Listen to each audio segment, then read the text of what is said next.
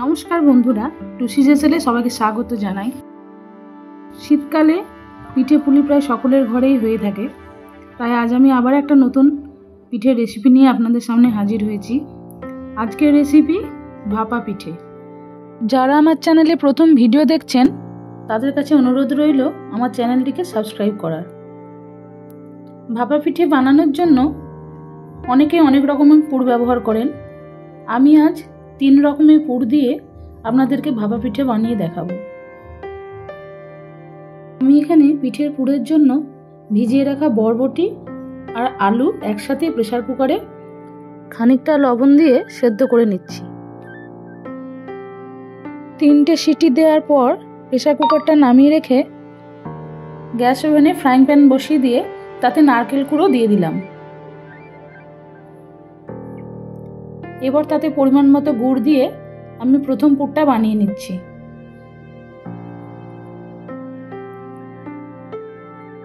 নারকেল কুড়ো আর গুড় দিয়ে পিঠের জন্য আমি একটা মিষ্টি পুর বানিয়ে নিলাম।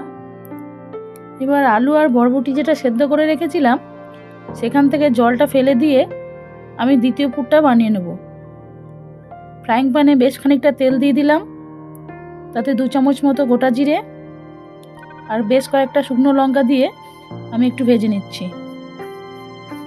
শুকনো লঙ্কা আর জিরেটা ভাজা হয়ে গেছে, এখান থেকে আমি বেশ খানিকটা তেল আর শুকনো লঙ্কা জিরে তুলে নিচ্ছি।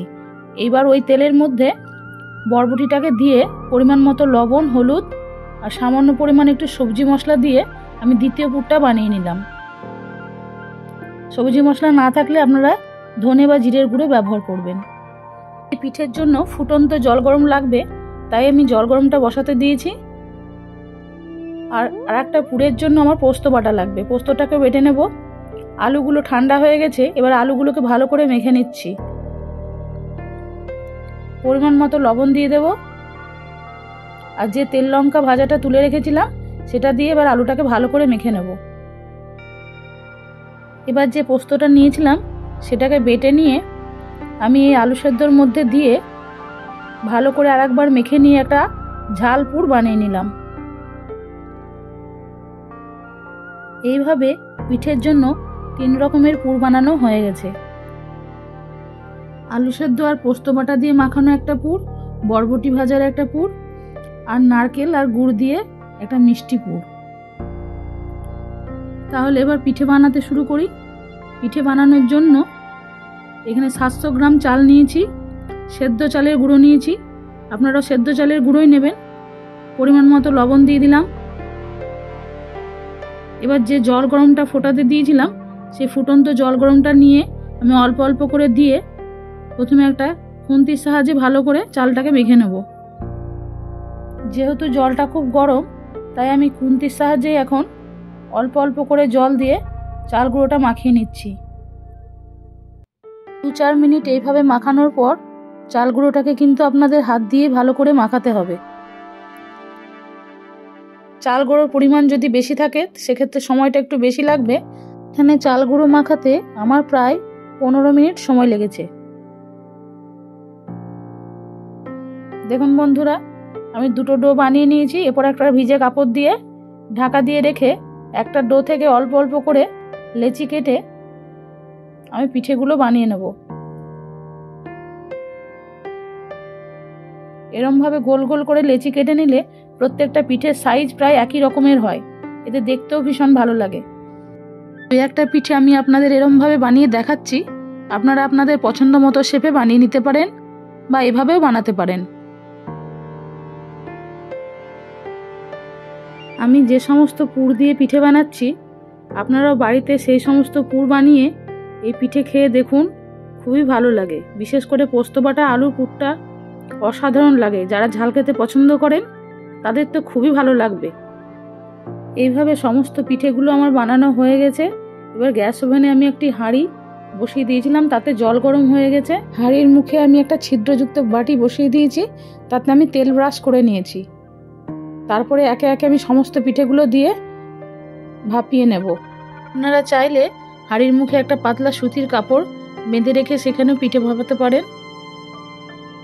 আবার গরম জলের মধ্যে পিঠে দিয়েও পিঠে সেদ্ধ করতে পারেন। তবে আমার এই পদ্ধতিটা বেশি ভালো লাগে বলে আমি এই পদ্ধতিটাই আপনাদেরকে দেখালাম।